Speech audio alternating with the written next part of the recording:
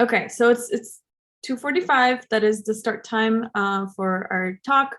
I think a couple of people are still joining from the other talk, so I'm gonna give 1 more minute, and then we're gonna get started. All right. I see some.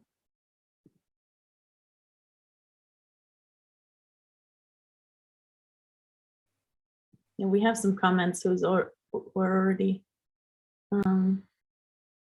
joining in the hobby discussion.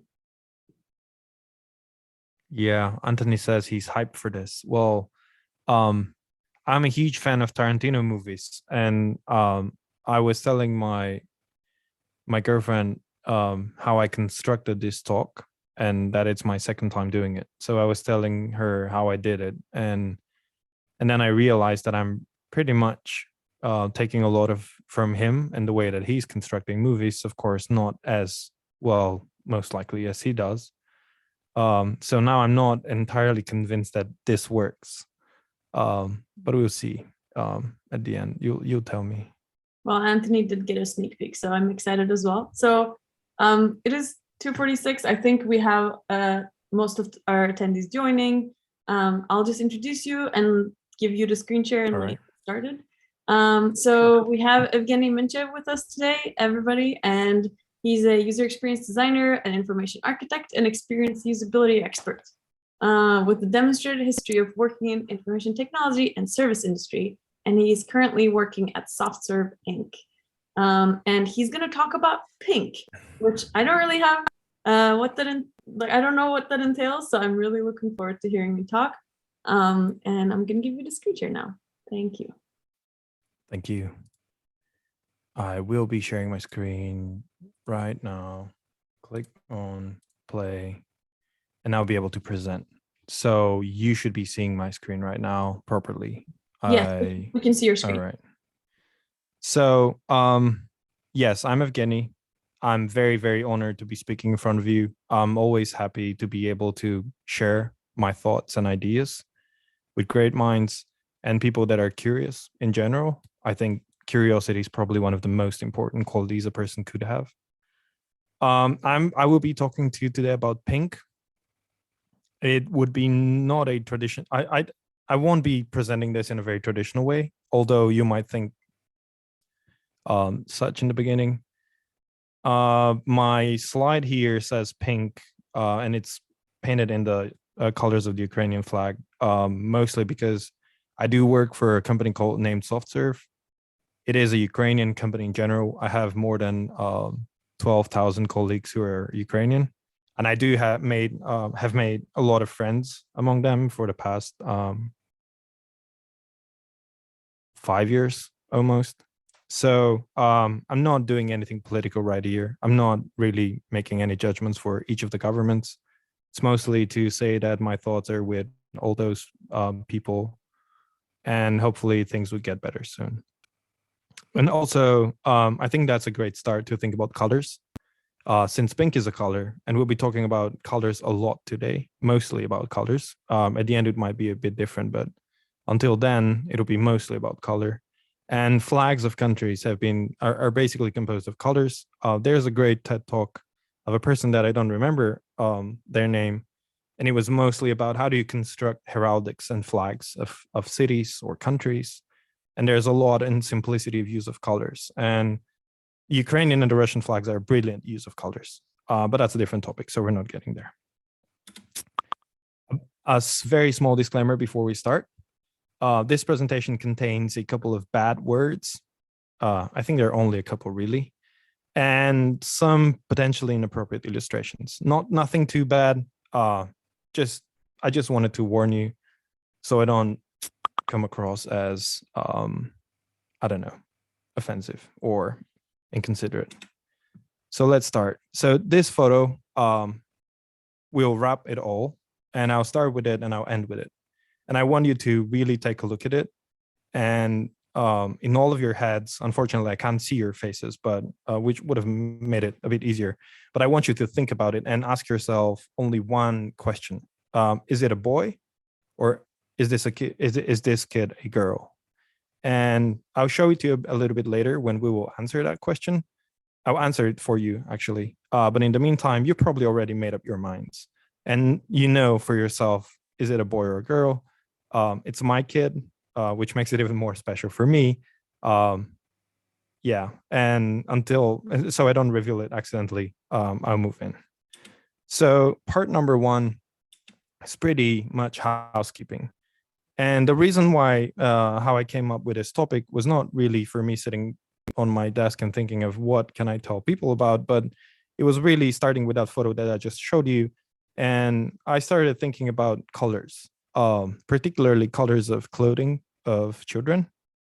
And eventually I landed on thinking about the color pink, being able to spot it as a very interesting manifestation of the complexity of color use and color in general. So as a design professional, I have a very, I guess, structured way of thinking now. I've been practicing design and information architecture for, I think, including my master's degree, which was basically informatics, for about 12 years now. So my mind is pretty, is doing almost the same thing with every single subject, starting from my hobbies, being fly fishing and so on. I study things in more or less the same thing. So when it comes to pink and the color pink, I pretty much did the conventional things. Went to etymology and looked for what color means and how humanity has used color and how the concept of color has evolved. That's pretty, nothing really surprising here. Seems like early 13th century English language started using the word color to be able to express, define skin color or complexion. It's nothing really surprising here. People needed it because there were people going here and there and they needed to make a difference and so on. There's that also Old French did almost the same thing. And then there's the Latin root of the word also is pointing to color of skin. So it is interesting, but doesn't really tell us much, right? And I actually spend a lot of time into looking into how different languages. I'm European, so there's a lot of mixture here. And I looked into many languages and how they use it, and I learned some things, but nothing really nothing that really told me a lot. And then that's even more. It's interesting to see how the old 13th century root of the word evolved to other terms that we're using nowadays. One like hue that you can see here and how it arrived. And then you would see that my thoughts go back and forth all the time. So second thing I thought about color was this cover of a Pink Floyd album, right? And you all know the physical properties of color and how I'm not really sure now because I lost my word for the person. I think it was Newton who did the prism experiment with the single source of white light and then how it dispersed into all the rainbow colors and so on and so forth. So that led me to the thought that we are perceiving color in a certain way. And I started studying how are we perceiving color. Now, as a designer, of course, I mostly knew all of that. So I've been also teaching some classes internally in the company that I'm working for about color theory, and that made me to learn things again. So I went into great depth on, I also have friends who have color deficiency, so that made it even more interesting to me to explain to myself. All right, so there's this friend of mine that is not really able to distinguish brown and red, and there's a lot of science behind it to why it is happening and how we can prevent it. So, okay, and then how do I design better for those people? And of course, that's all invented. It's nothing new to probably any of you. Making your better color choices to be able to mitigate those risks for people who are having any color deficiency issues, and so on and so forth. The human eye is surprisingly simple thing that we're making surprisingly complex. And I realized that it has a great parallel to sailing, for example, because it has so much terminology, but we actually need that complexity to be able to simplify things. And I think that's a great irony, to make things more complex so you can simplify them. And we do that all the time. Like in medicine in general, it seems like it's a great quirk that things are not as so complicated. Like the immune system of the human body is crazy complex, and we've made it crazy complex while studying it and gave it so many different names of the different cells and their different functions and how they fight viruses, and certainly you've probably been exposed to a lot of that recently with the pandemics. Same thing with the human eye. It looks crazy complex on this image here. And that image pretty much describes what a human eye looks like and naming all of its parts. But all it is a lens and basically a reflection into a into a tissue, which is composed of all those small things that are basically sensing and perceiving light, and the different wavelengths are helping us to see a certain spectrum. And that spectrum is what we see. And somewhere in there, there's the color, and there's also the color pink. And it's pretty straightforward, right?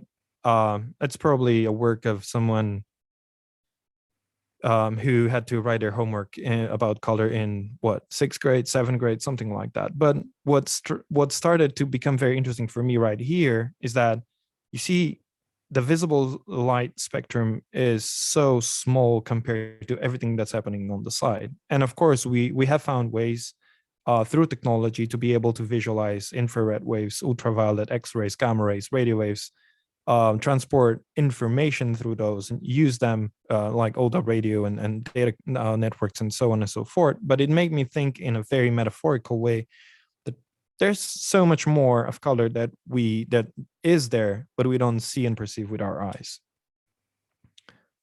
So that's also nothing new. People started making sense of color, and that's how color theory emerged, or at least that's what I'm saying. It might not be the case of truth, but on the slide that I'm currently showing here, it basically says that a color space is a specific organization of colors in combination with physical device profiling. It allows for reproducible representations of color in both analog and digital representations. And that's great, right? We found a way to craft color to be able to replicate it so we can ensure consistency, and ensuring consistency is helping us to progress or build on top of things, and so on and so forth. And there's a whole, like, probably people speak for hours about color theory, and it's very interesting. And I encourage you to learn a lot about it if you haven't already. It would definitely make you a better graphic designer. It would make you look at things in a different way. It's also a burden to some extent, because then you would start considering your choices for acquiring stuff much harder. Like I can tell you how hard it is to buy a car nowadays with a digital cockpit, just because I don't like how it's made. So that's a struggle of mine. Yeah, we came to color theory. So that's great. So we know what color is, because it's done so many times and in so many different ways. We found out how color is organized. We looked into color theory and all the different frameworks for applying color theory and making sense out of it. Although I was not really able to find out what is really driving all of those different mechanics. And I'm showing a few screenshots of different tools online that are showing you and giving you directions on how to combine colors, how to make them work together, and so on. But then I've been noticing into colleagues of mine that they go through the same journey as they learn to use color, or as they learn the traits of a graphic designer. So they know what color is and how it works, how it is organized, and how it should be applied. They want to pull all of that in use, and they sit and they need to work on a project, and that's great. So what would you do? Well, I don't know, but what I would do, and what I've probably done at some point in my life, I just Googled it. And that's great. So you sit down and Google color theory. You see the Wikipedia article, something else, and then there's the Smashing Magazine thing right there in the middle of the screenshot that I'm showing, and it says Color Theory for Designers Part 1, and then it says the meaning of color. And that's exactly where I found this topic very, very interesting. Now, in my head, all of this has happened into, I don't know, probably minutes, and I did a lot of chaotic Googles up and there, and my thoughts are not so well structured as these slides hopefully are, but I'm trying to tell you the story of how it happened. So right when I saw that the meaning of color oops, I felt intrigued. So I clicked on it. And then that's what appeared. That's part of the same article. And it says that in brief, while the information contained here might seem just a bit overwhelming, color theory is as much about the feeling a particular shade evokes than anything else. So there is not, it's meaning through invoking a feeling through a particular shade. And here it becomes even more interesting. This article claims, and I'm not pointing fingers at anyone, that red is a color that you use for passion, love, and anger. It's funny that love and anger are in the same category. And then there's orange, which is about energy, happiness, and vitality, right? I can connect this to oranges as the fruit, for example. And then there's yellow, which is also happiness, hope, and the seed. And then there's also green, which is about new beginnings. And here it starts to become very, very interesting, because how come green is about new beginnings? Well, maybe spring is green. And then there's also abundance, and you can see nature here. And then blue is about calm and responsible and sadness. So your calm and sadness go with the same color. And blue, I can connect that to blues. I've heard the expression that things are blue and so on and so forth. And you can see where I'm going, right? And the more you progress in that list, the more you go to the bottom where it says tanner beige, which is it's not a basic color. And then there's cream or ivory, which is even less concrete. And then you continue going through those articles like the Know-It-All Guide to Color, Psychology in Marketing, plus the Best Hex Chart. I think that was a pretty credible and respectable publication for popular articles on those topics. And then in this article, there is that part, the color psychology of pink. And I thought, what I read here doesn't make sense. So to me, this is an absolute digestive byproduct delivered by a male cow. Or in other words, there's a single word that describes this definition. Because I didn't feel this way. And of course, I'm not supposed to be making any judgmental claims like this if I don't really know what I'm talking about, but it's what I felt in my guts. So I went on a different study of what color is and what pink color is in general, because I needed a sample to focus on. So that's how we go into part 2. Now, perception is weird, because earlier in this talk, I said that we perceive color, and then I described the human eye. But perception of color might not be only through our eyes, right? Because we've surpassed that moment a long time ago where we saw that pink is only what we see, and our eyes see pink, and that's it. And it's a softer color that means whatever it was said in this article. So if you look at this example of this bracelet, I took this photo online, but I used to have one of those as from a campaign that was basically fighting cancer through collecting some funds for research, and they were selling those bracelet for that.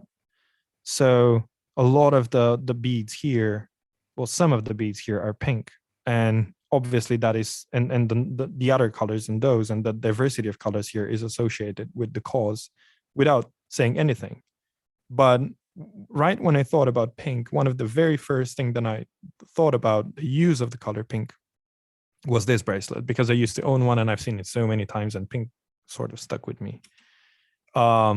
There's this guerrilla radio station that came up with this poster. That's a pink saying thing. It's pretty similar, right? So the author, I guess, felt about pink as something rebellious and something for a cause. So they used this color. And here is where my journey with different shades of pink started.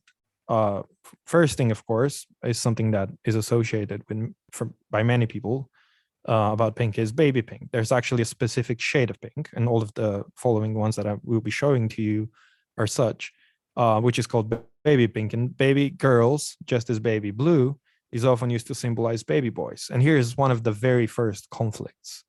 Why is pink associated with girls more than it is with boys? Where does that come from? So there's also that 1918 thing. I don't remember where exactly I took that from, but it said that girls should always wear blue because it is delicate and dainty color. It doesn't really make sense, right? 1927 girls would equally wear both blue and pink. In fact, during the 30s and 20s, most of the baby boys, until, I don't know, I think a year, until they started walking and become toddlers, were basically wearing dresses because it was easier to maintain their underwear and diapers in that way. Not sure that diaper is the right word.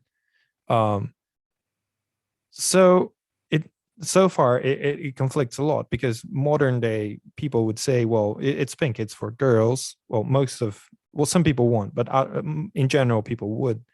And then I continued digging. So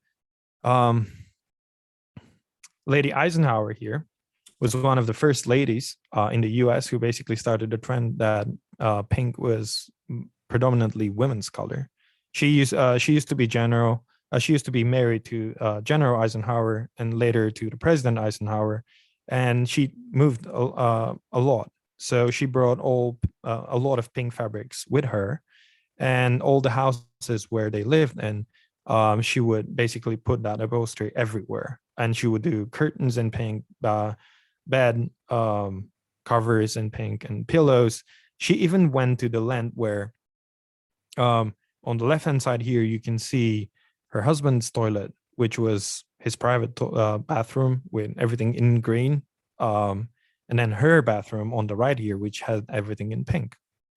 And that's how the famous banish the black, burn the blue came. So now women are not really using pink, but they would prefer to be dressed in well, not to be wearing blue, but pink.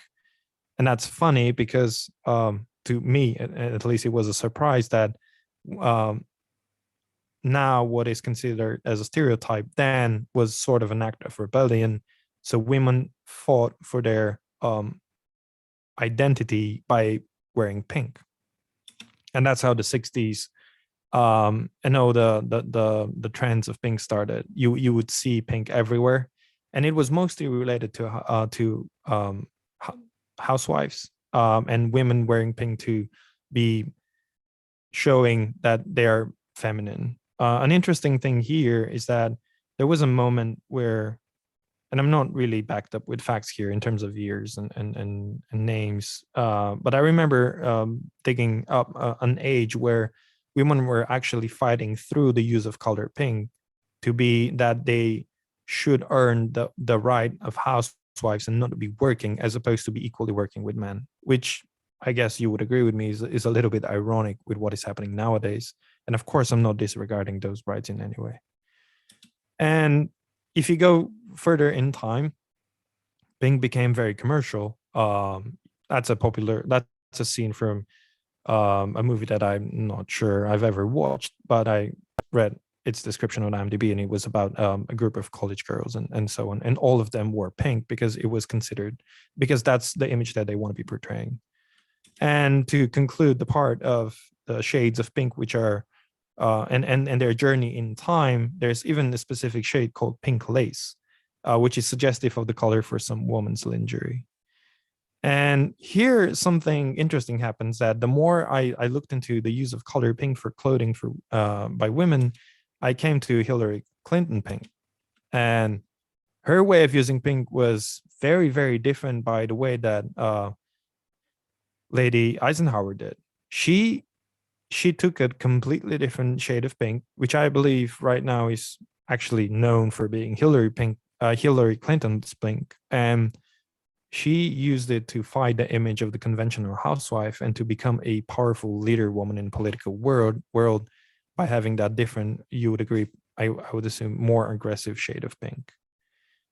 And to make this even more confusing, I found this textbook on gender identity disorder and psychosexual problems in children and adolescents. Now, this is something that it's currently being taught in some psychology programs, or at least parts of it. And it has a very interesting paragraph here. I'll read it because it's a little bit blurry, and also I want to make sure that you hear what I want to say. So it says that while many still see gender as the expression of natural differences, the women's movement of the 1970s and the 1980s launched a powerful alternative perspective. So notions of femininity and masculinity and the gender divisions one sees on school playgrounds and the idea of gender itself all are social constructs. Parents dress infant girls in pink and boys in blue, giving them gender differentiated names and toys and expect them to act differently.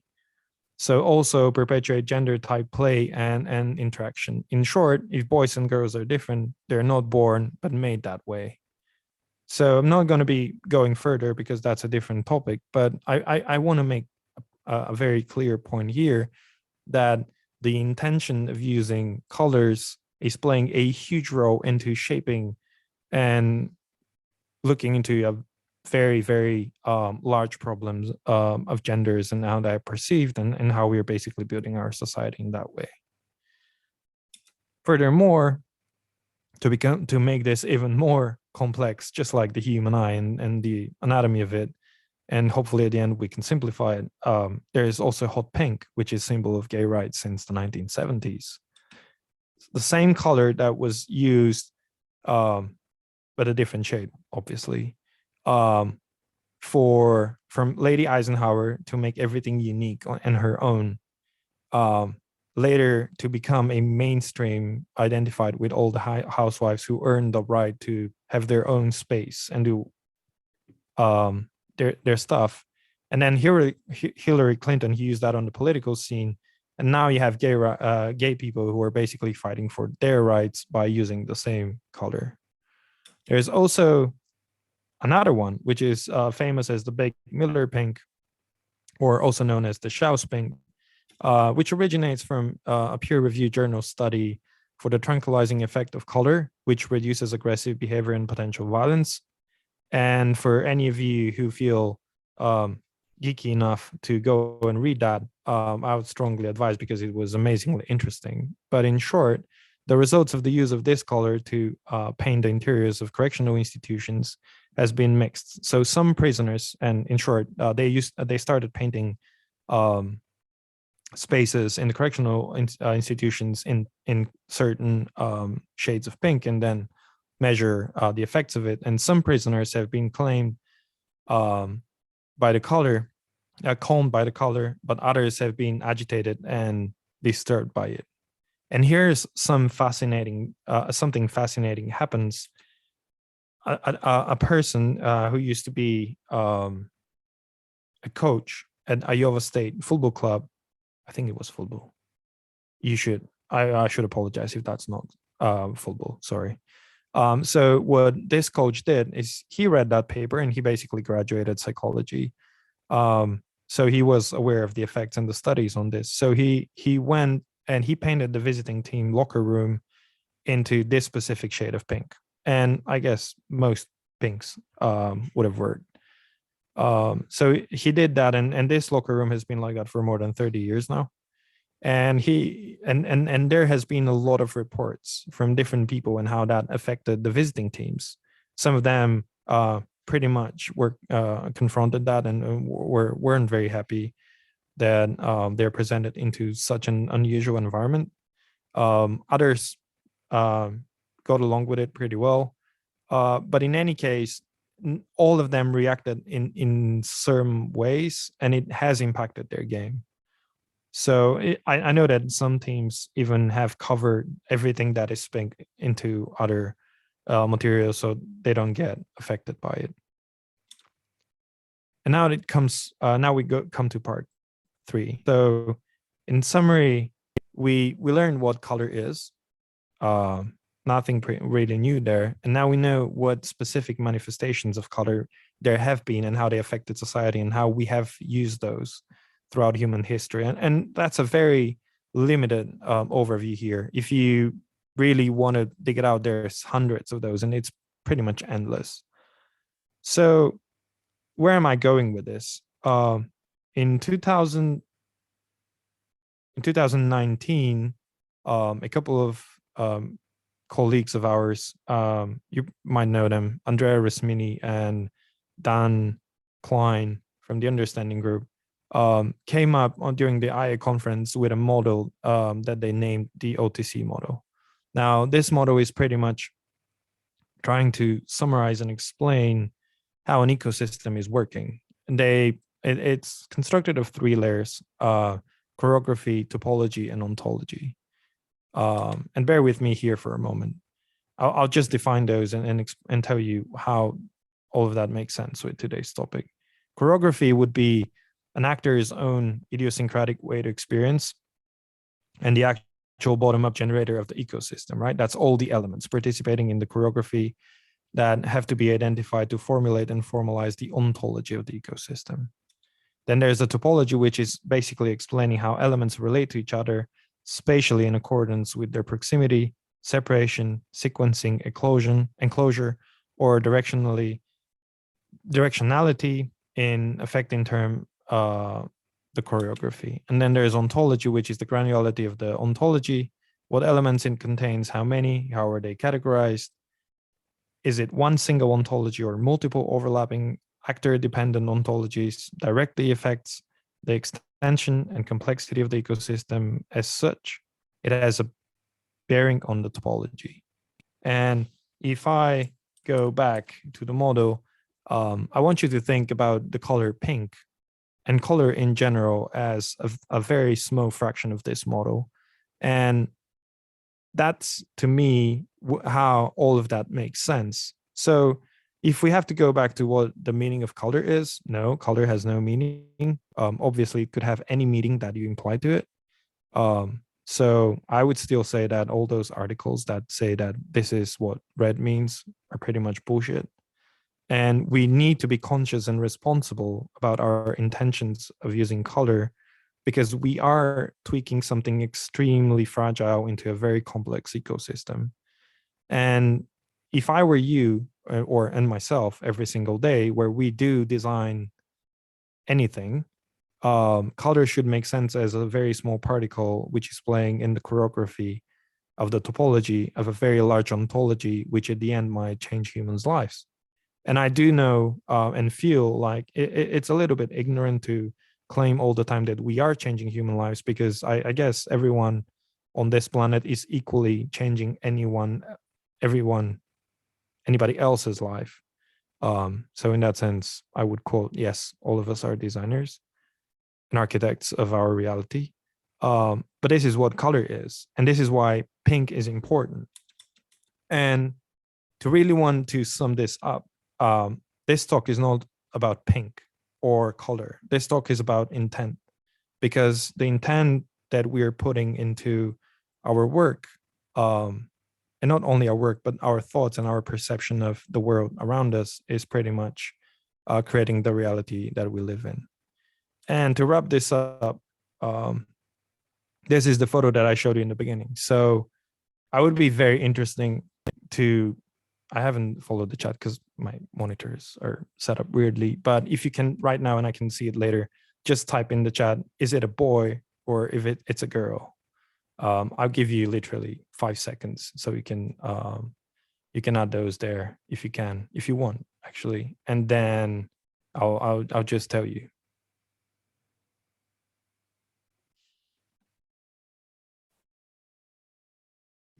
All right, we have some. I'll show you. It's a girl. It's my daughter, Yana. So I'll see the responses later. I assume that some of you thought it was a boy. We got many people telling us that, oh, that boy is very beautiful and he's so charming and so on. Which is obviously because she was not wearing pink.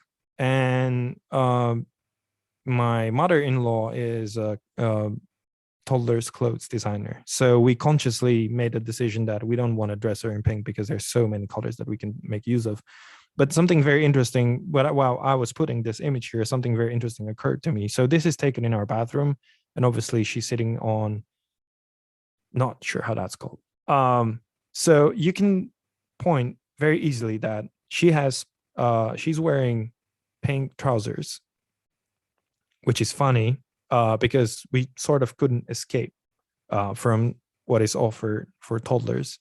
And then what she's sitting on to be able to pee or poop, still don't know the name, is also pink, because when we had to buy it, it was only offered in two colors, which were pink and blue. And then also you can notice the toy. So the toy is a small plastic baby toy, which she loves a lot, and she does everything with it. But it's fully dressed in blue because it's supposed to be a boy, and it's named as a boy. And it's also sitting on a pink vessel for going to the toilet, which was also only offered in pink because we were told that this is a toy that was designed for kids who were girls. And then I was thinking of, oh, well, that's pretty expected considering everything that I've said so far. But if you look at the top right corner, there's the two towels hanging there, which is mine and my girlfriend. And one is a shade of pink and the other one is blue, obviously, which one is mine and which one is hers. And that just only shows how we've got used to so many things and how we basically created the reality that we live in. So this is what I wanted to tell you. And it's not so much of me standing here and giving you some wise words, and they're so not. I'm more here to start a conversation and really hear your thoughts, any comments, or anything else that you want to share. Yes, thank you. Please feel free to reach me out at any point at any of those channels. Well, thank you for this great talk, Evgeni. So if you have any questions, I'm gonna also turn on my camera. If you have any questions, please post it in the Q&A. I do see that there's one question in the Q&A, but there's some questions in the chat as well. So I'll kind of just follow up as, because you were talking and I was kind of monitoring the chat. We have one question that is, as a fly fisher and color history student, why is the color salmon the color of the fish's inside rather than the outside? What do you think about this one? Yeah, I know some of the answer. I'm not entirely sure. I know that they become, so I know that when salmon is getting upstream to the rivers where they lay the caviar, certain hormones in their bodies change. So levels of certain hormones, and that's why like king salmon, for example, is turning into that aggressive reddish pink color. And I think it's only male salmon that do that. I don't know why it changes. I know that why the males do it, and they also have a lot of phenomenal changes in their body physiology to be able to compete with other males to just do what I have to do. I don't know. I have no idea. Okay, that's fair. I feel like this doesn't have a very strict answer anyway. So there was one question in the chat that said, how do you convey intent when you can't really rely on color? And I think the context of this question is also to make sure that it's accessible to everybody with different abilities. So how do I convey intent when it's not to color? Is that the question? Yeah, how can you convey intent without using color? Yes. In so many ways. So intent, if you think about inclusive design, that's intent. For example, the electric toothbrush was invented by an engineer at, what was it? Not Philips, something else. So his wife, she had arthritis at a very early age, and she was not really able, due to tremors, to be able to brush her teeth. So he invented the electric toothbrush to aid her, and that became a very inclusive object because I'm using it without having arthritis in any way. So his intent, though, was to solve a very small problem, but make it open to a larger audience. So that's what I would define as inclusive design. And so his intent became like overwhelmingly positive in that direction. I think applying ethical frameworks nowadays is helping to steer intent in the right direction. So color is a very, very literal example for intent, but I think the decisions that we're making on how to construct the process of designing and architecting environments is pretty much shaping the intent that we have. And since it's a very abstract and ill-structured problem that you can't really answer with yes and no, and I guess that's one of the largest problem with applying ethics to digital transformation projects or similar. Having all of those small things to help us steer in the right direction are pretty much shaping the intent. So there's no recipe to say, well, this is what the intent should be, but at least being conscious about the fact that you need to be having an intent towards which you're striving, I guess, is helping a lot.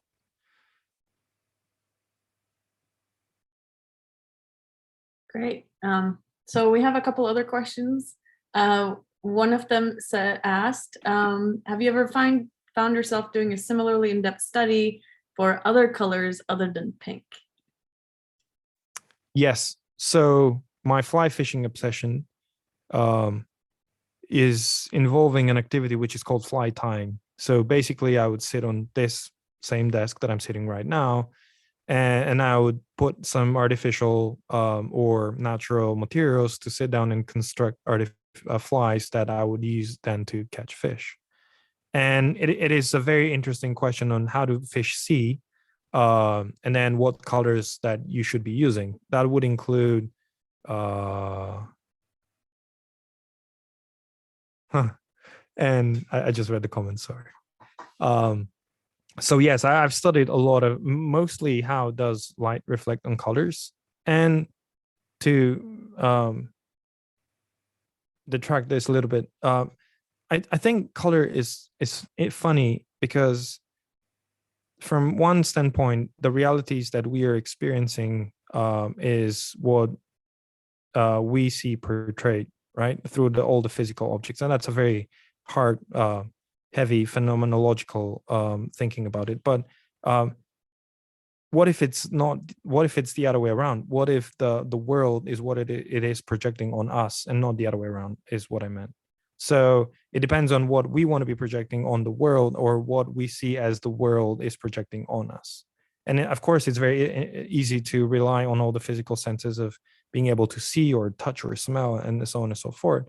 But then all the cognitive processes that are making us make sense of all of those elements within that environment, I guess, is very tricky. And I completely lost the way to answer the question.